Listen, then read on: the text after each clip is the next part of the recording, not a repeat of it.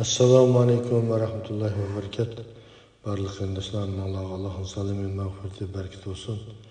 Kardeşler, çoğun günahlar dersimizi devamlaştırımız. 68. çoğun günah, hile mikir ve aldamçılık kılış. Euzubillahimineşşeytanirracim. Bismillahirrahmanirrahim. Allah Teala Sure Fatiha'nın 43. ayetinde mındaktaydı. Hile mikirinin vabali fakat hile mikir işletken adamın özgü boludu.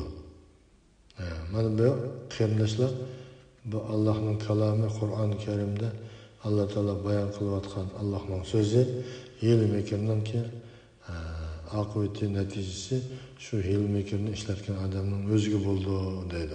Özgü buldu. Peygamber sallallahu aleyhi ve sellem bundaktaydı. Hile mikir işiltiş ve aldamçılık kılış kişini dozak yapardı. İmam Hakim rivayet kılan İmam Elbani sahih degan sahih hadis. Sahih hadis. Şununla kardeşler hile mikir işiltişten, aldamçılık kılıştan saklanışımız gerek. Allah Teala münafıklar hakkında Sure Nisa'nın 142. ayetinde mundaktaydı. Şüphesiz ki münafıklar Allah'ını aldırmakçı boluşudu.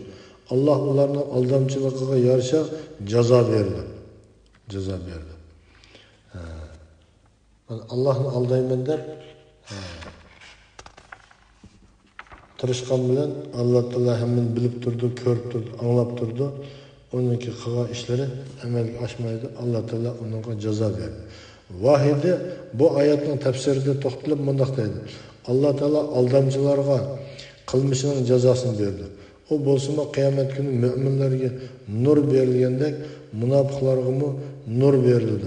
Münafıklar pul sırat körükege karab manganda Allah Teala ularının nurunu öçürüp koydu. Şunun bilan ular qarang'ulikda qoldi.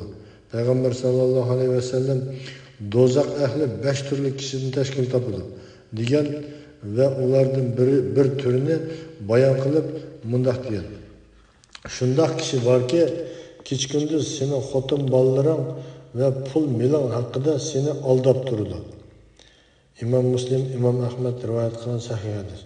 Şununla kardeşler aldamçılık kılıştın, mal dünya için, izzet aburu için, şahsi menfaat için aldamçılık kılıştın, hile mikir kılıştın, saklanayla olmasa kıyamet günü Allah Teala ağır ceza verdiğini özünün ayetinde bayan kılıyordu. Peygamber sallallahu aleyhi ve sellem sahih hadiste bu meseleni bayan kılıyordu. Küçükten bir işini de kıyamet günündeki cennet yolunu mağdığan pilsirat görüküden dozak çıkıp ketişten saklanışımız gerek. Barlık kardeşler derslerimizini Allah Teala menfaatli kılsın.